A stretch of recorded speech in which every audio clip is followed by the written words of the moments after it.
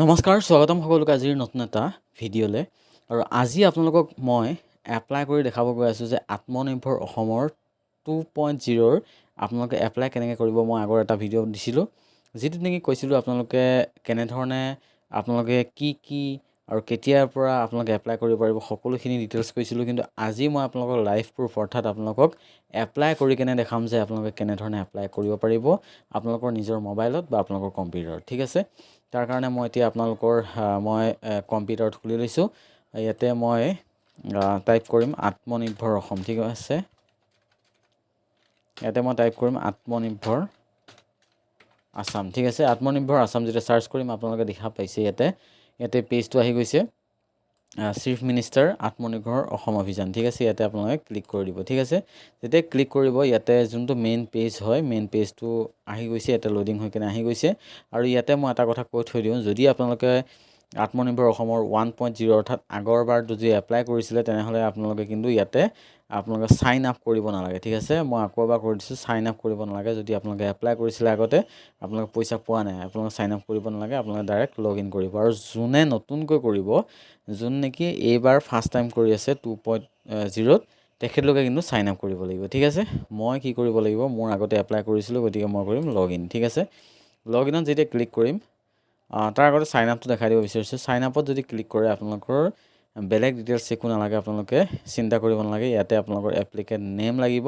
ইয়াতে আপোনাৰ ইমেইল আইডিটো লাগিব আৰু আপোনালোকৰ কণ্টেক্ট নাম্বাৰ অৰ্থাৎ মোবাইল নাম্বাৰ। তাৰপিছত আপোনালোকে যিকোনো এটা পাছৱৰ্ড ইয়াতে ক্ৰিয়েট কৰিব, পাছৱৰ্ড কনফাৰ্ম পাছৱৰ্ড দি দিব। তাৰপিছত আপোনাৰ যিটো এইটো আপোনাৰ কেপচাটো দেখিছে ইয়াতে টাইপ কৰি কিনে দি দিলে আপোনালোকৰ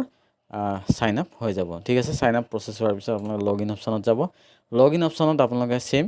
ইয়াতে কি কৰিব, আপোনালোকৰ যোনটো মোবাইল নাম্বাৰ দিছিলে সেই মোবাইল নাম্বাৰটো ইয়াতে আপোনালোকে দি দিব। দি দিয়াৰ পিছত আপোনালোকে যদি পাছৱৰ্ডটো মনত আছে, যিটো পাছৱৰ্ড বনাইছিলে এইটো লগ ইন উইথ পাছৱৰ্ডত আপোনালোকে ক্লিক কৰি কিনে দি দিলে হ'ল। যদি আপোনালোকৰ পাছৱৰ্ড মনত নাই তেনেহ'লে লগ ইন উইথ OTPত ক্লিক কৰিব। ঠিক আছে, তাৰপিছত আপোনালোকে যিটো OTP যিটো আপোনাৰ কেপচাটো দেখিছে কেপচাটো ইয়াতে টাইপ কৰি দিব। ঠিক আছে, কেপচাটো দি দিয়াৰ পিছত আপোনালোকে ছাবমিট OTP দেখিছে, ছাবমিট OTPত আপোনালোকে ক্লিক কৰি দিব। যেতিয়া আপোনালোকে ক্লিক কৰিব, মই আগৰ ভিডিঅ'ত দেখাইছোঁ, আপোনালোকে ধুনীয়াকৈ নামটো দেখাব। তাৰপিছত 1.0ত আপুনি কি এপ্লাই কৰিছিলে এইখিনি ওলাব, ডিটেইলছখিনি হিষ্ট্ৰীখিনি ওলাই যাব। তাৰপিছত 2.0 নিউ ওলাব, ইয়াতে আপোনাৰ ৰেজিষ্ট্ৰেশ্যন নাও দেখিছে, ৰেজিষ্ট্ৰেশ্যন নাওত আপোনালোকে ক্লিক কৰি দিব। ঠিক আছে, ৰেজিষ্ট্ৰেশ্যন নাওত যেতিয়া ক্লিক কৰিব ইয়াতে গোটেই ফৰ্মখন ইয়াতে অ'পেন হৈ আহিব। ঠিক আছে, যেতিয়া আপোনাৰ ফৰ্মখন অ'পেন হৈ আহিব তেতিয়া আপোনালোকে ইয়াতে জেনেৰেল ইণ্ট্ৰডাকশ্যনখিনি আপোনালোকে পঢ়ি চাব পাৰে। ইয়াতে লিখা আছে যোনখিনি ষ্টাৰ মাৰ্ক আছে, ষ্টাৰ মাৰ্কখিনি আপোনালোকে মেণ্ডিটৰী আপোনালোকে কি কৰিব লাগিব, ফিল আপ কৰিব লাগিব। তাৰ লগতে এটা মেইন ইম্পৰ্টেণ্ট হৈছে আপোনালোকে চাওক ইয়াতে এটা অপশ্যন দেখাই দিয়া গৈছে, যিটো নেকি আগতেও আছিলে, সেইটো হৈছে আপোনালোকৰ এমপ্লয়মেণ্ট এক্সচেঞ্জ। ঠিক আছে, যদি আপোনালোকে এক্সচেঞ্জত এতিয়ালৈ আপোনালোকে নাম ভৰ্তি কৰা নাই তেনেহ'লে কিন্তু এই আঁচনি আপোনালোকে এপ্লাই কৰিব নোৱাৰিব। আপোনালোকে কি কৰিব লাগিব, ফাৰ্ষ্ট আপোনালোকে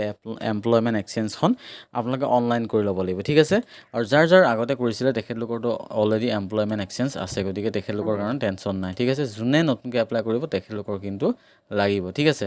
তাৰপিছত আপোনালোকে কি কৰিব, ইয়াতে এপ্লাইৰ কাৰণে এমপ্লয়মেণ্ট এক্সচেঞ্জৰ লিংকটো দিয়া হৈ আছে, আপোনালোকে ক্লিক কৰি কিনে ডাইৰেক্ট ৱেবছাইটটোত গৈ কৰি ল'ব পাৰে। ঠিক আছে, তাৰপিছত কিন্তু ইয়াতে ফিজ পে'মেণ্ট ঠিক আছে, আপোনালোকে দেখা পাইছে ফিজ পে'মেণ্ট ইয়াতে দিয়া হৈ আছে কিন্তু। ঠিক আছে, আপোনালোকে আগতে এপ্লাই কৰোঁতে কোনো ধৰণৰ পে'মেণ্ট দিয়া নাছিলে, কিন্তু এতিয়া দিব লাগিব। আপোনালোকৰ জেনেৰেল কেটেগৰীৰ কাৰণে 200 আৰু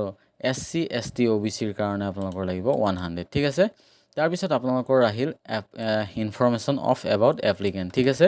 আপোনাৰ নাম দিব লাগিব ফাৰ্ষ্ট, আপোনালোকৰ যোনটো বেংকত আপোনালোকৰ ছাবমিট কৰা হৈছে অৰ্থাৎ পাছবুকত যেনেধৰণে আছে তেনেধৰণে আপোনালোকে কি কৰিব লাগিব, ইয়াতে আপোনালোকৰ নামটো দিব লাগিব। ফুল নামটো আপোনাৰ আহি যাব যদি আপোনালোকে আগতে এপ্লাই কৰিছিলে, আৰু যদি আপোনালোকে এপ্লাই কৰা নাছিলে তেনেহ'লে আপোনালোকে ইয়াতে টাইপ কৰিব লাগিব। তাৰপিছত আপোনাৰ আহিল ফাদাৰ নেম। ঠিক আছে, আপোনাৰ ফাদাৰ নেমটো দিব। তাৰপিছত আপোনাৰ জেণ্ডাৰটো ইয়াতে দি দিব, আপোনাৰ মেল ফিমেল কি হয় জেণ্ডাৰটো দি দিব। দি দিয়াৰ পিছত আহিব আপোনাৰ ছ'চিয়েল কেটেগৰী। ঠিক আছে, ইয়াতে ক্লিক কৰিব। ক্লিক কৰাৰ পিছত আপোনালোকৰ যোনটো কেটেগৰী হয় জেনেৰেল ST OBC যোনটো হয় আপোনালোকে ইয়াতে দি দিব। দি দিয়াৰ পিছত আপোনালোকৰ ডেট অফ বাৰ্থ আহিলে আপোনালোকৰ ডেট অফ বাৰ্থটো দি দিব। তাৰপিছত আহিলে আপোনাৰ পেন কাৰ্ড। ঠিক আছে, আপোনালোকৰ পান কাৰ্ডটো মোস্ট ইম্পৰ্টেণ্ট আপোনালোকৰ পান কাৰ্ড নাম্বাৰটো লাগিব পান কাৰ্ড নাম্বাৰটো ইয়াতে দি দিব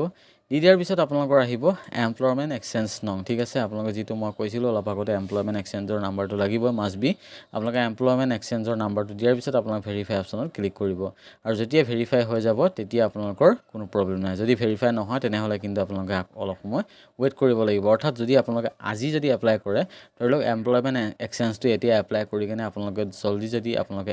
এই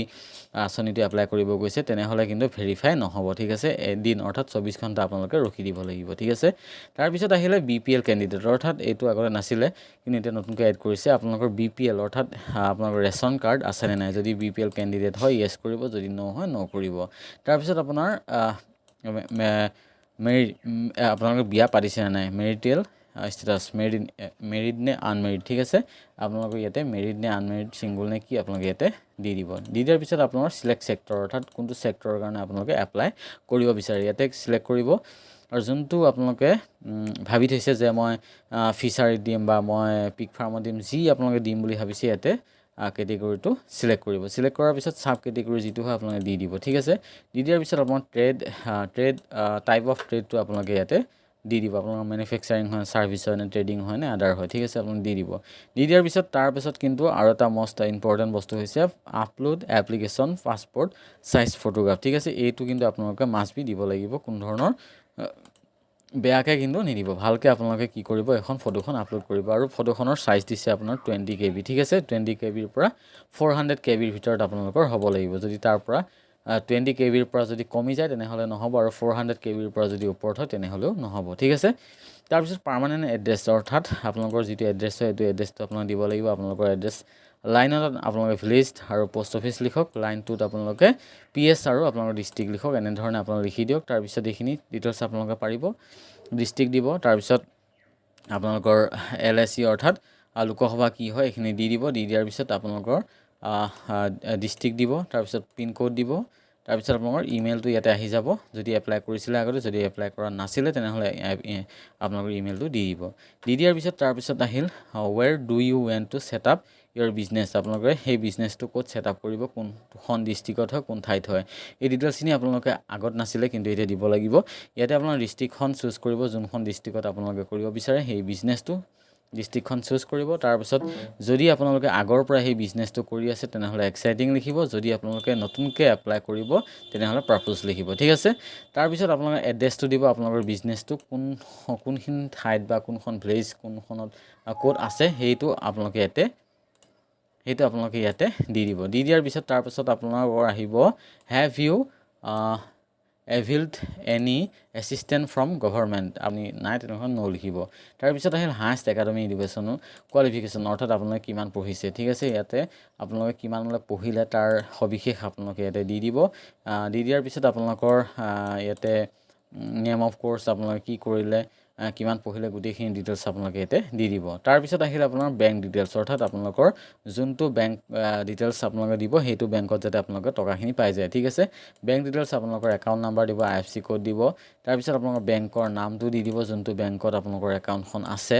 তাৰপিছত আপোনাৰ ব্ৰাঞ্চ নেম দিব যোনটো ব্ৰাঞ্চত আপোনালোকে এই একাউণ্টটো খুলিছিলে তাৰপিছত হৈছে এড্ৰেছ অফ দ্য বেংক ঠিক আছে আপোনালোকৰ বেংকটো ক'ত আছে এড্ৰেছটো কি হয় আপোনালোকে সেই এড্ৰেছটো যদি নাজানে তেনেহ'লে আপোনালোকৰ পাছবুকতে আপোনালোকে পাই যাব ঠিক আছে তাৰপিছত আহিল আপোনাৰ ডিক্লেৰেশ্যন ঠিক আছে তলত এটা টিক চিন দেখিছে বক্স এটা দেখিছে তাতে টিক চিন কৰিব তাৰপিছত আপোনাৰ ছেভ এণ্ড নেক্সটত আপোনালোকে ক্লিক কৰি দিব ঠিক আছে ক্লিক কৰিব তাৰপিছত আহিব আৰ ইউ চিয়'ৰ যদি আপোনালোকে আৰ চিয়'ৰ অৰ্থাৎ আপোনালোকে চিয়'ৰ হয় যে মোৰ ডাটাখিনি যিখিনি দিছোঁ এইখিনি শুদ্ধ তেনেহ'লে আপোনালোকে কি কৰিব য়েছ কৰিব ঠিক আছে ফৰ্মখন গোটেই ফৰ্মখন আকৌ এবাৰ প্ৰিভিউ কৰিবলৈ দিব যাতে আপোনালোকৰ একো ভুল নহয় যদি আপোনালোকৰ ভুল হৈছে তেনেহ'লে কিন্তু ইয়াতে আপোনালোকে কি কৰিব পাৰে এডিট অপশ্যন দেখিছে এডিট অপশ্যনত গৈ কিনে আপোনালোকে শুধৰাই ল'ব পাৰে আৰু যদি আপোনালোকৰ ভুল হোৱা নাই তেনেহ'লে শুদ্ধ আছে তেনেহ'লে আপোনালোকে কি কৰিব তললৈ স্ক্ৰল কৰিব আৰু মেক পে'মেণ্ট দেখিছে মেক পে'মেণ্টত আপোনালোকে ক্লিক কৰিব আৰু যেতিয়া মেক পে'মেণ্টত আপোনালোকে ক্লিক কৰিব তেতিয়া আপোনালোকৰ যিটো নেকি তেখেতলোকৰ পে'মেণ্ট কৰা পেজ সেই পেজটো লৈ যাব এনেধৰণে আৰু আপোনালোকে আপোনালোকৰ নাম ধুনীয়াকৈ ওলাই যাব ইয়াতে তাৰ পিছত আপোনালোকে চাওক ইন্টাৰনেট বেংকিং আৰু পেমেন্ট গেটৱে যদি আপোনালোকে QR বা UPI দি পেমেন্ট কৰিব বিচাৰে তেনেহলে পেমেন্ট গেটত ক্লিক কৰিব পেমেন্ট গেটত যেতিয়া ক্লিক কৰিব তাৰ পিছত চাওক ইয়াতে সিলেক্ট বেংক থাকিব সিলেক্ট বেংক আপোনালোকে ভাবিব নালাগে যে মোৰ এইটো বেংকৰ একাউণ্ট নাই মই কেনে ধৰণে পেমেন্ট কৰিম একো প্ৰবলেম নাই যিকোনো এটা বেংকত আপোনালোকে ক্লিক কৰি দিব ঠিক আছে ক্লিক কৰাৰ পিছত আপোনালোকে এগ্ৰি দেখিছে এগ্ৰিত ক্লিক কৰিব এগ্ৰি ক্লিক কৰাৰ পিছত প্ৰচিড ফৰ পেমেন্টত ক্লিক কৰি দিব যেতিয়া ক্লিক কৰিব ইয়াতে এখন পপআপ ফুল খাব ইয়াতে ওকে কৰি দিব যেতিয়া ওকে কৰিব ইয়াতে আৰু এটা নতুন পেজ খোল খাব যেটিত নেকি আপোনালোকে টাৰ্মছ এণ্ড কণ্ডিশ্যন এটোত আপোনালোকে ক্লিক কৰিব ক্লিক কৰি কনফাৰ্ম পেড ক্লিক কৰিব তাৰ পিছত আপোনালোকে ইয়াতে লেফট দেখিছে লেফট ক্লিক কৰি দিব ঠিক আছে লেফট ক্লিক কৰি অলপ সময় ৱেট কৰিব আৰু এটা নতুন পেজ খোল আপোনাক খোল খাই আহিব এনে ধৰণে আৰু ইয়াতে চাওক ইয়াতে বহুত ধৰণৰ অপচন দেখাব ইয়াতে কাৰ্ড দেখাব পে বাই এনি UPI এপ তাৰ পিছত আপোনালোকে pay truth UPI QR code যদি আপোনালোকে QR কোডত আপোনালোকে দিব ভাল পায় তেনেহলে আপোনালোকে QR কোডত ক্লিক কৰি দিব ক্লিক কৰাৰ পিছত চাওক ইয়াতে জেনাৰেট UPI QR কোড বাই 100 যদি আপোনালোকে ST OBC বা SC হয় তেনেহলে 100 এ আপোনালোকে জানে ইয়াতে ক্লিক কৰি দিব generate OTP generate QR click কৰাৰ পিছত আপোনালোকৰ কাৰণে এখন কি কৰিব QR জেনাৰেট কৰি দিব আৰু যৰ পৰা আপোনালোকে পেমেন্ট কৰে ধৰক আপোনাৰ ফোন পে গুগল পে বা পেটিএম যিহৰ পৰা আপোনালোকে পে কৰে আপোনালোকৰ মোবাইলত আপোনালোকে ধুনীয়াকৈ স্ক্যানটো উলিয়াই ল'ব স্ক্যানটো উলিয়ালে এই কোডটো স্ক্যান কৰিব ঠিক আছে মই স্ক্যান কৰি আছো ঠিক আছে স্ক্যান কৰাৰ পিছত আপোনালোকে কি কৰিব পে কৰি দিব আপোনালোকৰ কিন্তু অটোমেটিক্যালি সেই পইচাটো ইয়াতে আহি যাব ঠিক আছে 100 টকা বুলি ইয়াতে আহি যাব তাৰ পিছত আপোনালোকে পে কৰি দিব যেতিয়া আপোনাৰ মোবাইলত পে হৈ যাব মোৰ অলৰেডি পে হৈ গৈছে আপোনালোক শব্দটো হতে শুনা পাইছে পে হোৱাৰ পিছত এনে ধৰণৰ পেজটো লোডিং হ'ব আপোনালোকে একো নকৰিব অটোমেটিক্যালি কি হ'ব ইয়াতে সাকসেসফুলি দেখাই দিব ঠিক আছে পেজটো কিছুমান খেলিমেলিৰ কাৰণে কি হয় এটো সাকসেসটো নেদেখালে আপোনালোকে একো নাই চিন্তা কৰিবলগীয়া কথা নাই আপোনালোকে কি কৰিব আকৌ দুবাৰ আপোনালোকে কি কৰিব ইয়াতে লগইন কৰিব ঠিক আছে ক্লিক কৰাৰ পিছত আপোনালোকে চাওক ইয়াতে ৰেজিষ্ট্ৰেচন মোৰ হৈ গৈছে অলৰেডি ইয়াতে চাওক ৰেজিষ্ট্ৰেচন নং ইয়াতে ওলাই গৈছে ৰেজিষ্ট্ৰেচন নম্বৰ আৰু ইয়াতে চাওক গেট একনলেজমেন্ট ষ্টেটাসটো কিন্তু এতিয়ালৈ পেন্ডিং দেখাই আছে কাৰণ ওয়েবসাইটটো কিছুমান খেলিমেলি দেখায় কাৰণে এতে ষ্টেটাসটো পেন্ডিং অলপ পিছত হয়তো কিছু সময় পিছত এটো সাকসেস দেখাই দিব ঠিক আছে গেট একনলেজমেন্ট দেখিছে এতে ক্লিক কৰি দিব যেতিয়া গেট একনলেজমেন্ট ক্লিক কৰিব আপোনাৰ এখন হল একনলেজমেন্ট এখন আপোনাৰ চাওক ইয়াতে এমাউন্টটো দেখিছে ইয়াতে 100 रुपीस অলৰেডি মোৰ সাকসেস দেখাই দিছে ঠিক আছে আৰু আপোনালোকেও এনে ধৰণে ধুনীয়াকৈ আপোনালোকৰ নিজৰ মোবাইলত বা আপোনালোকৰ নিজৰ কম্পিউটাৰত আপোনালোকে ধুনীয়াকৈ এই কামটো কৰি থব পাৰে ঠিক আছে